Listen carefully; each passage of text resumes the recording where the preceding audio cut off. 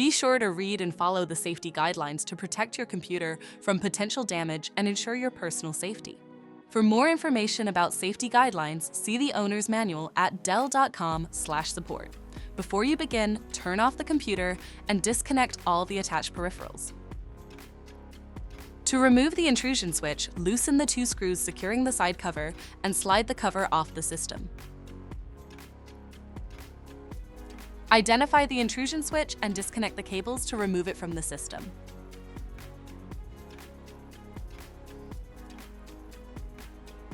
To reinstall the intrusion switch, place it back in the system and reconnect the cables. Place the side cover back on the device and tighten the screws to secure it. For more information about your DELL system, visit dell.com/support.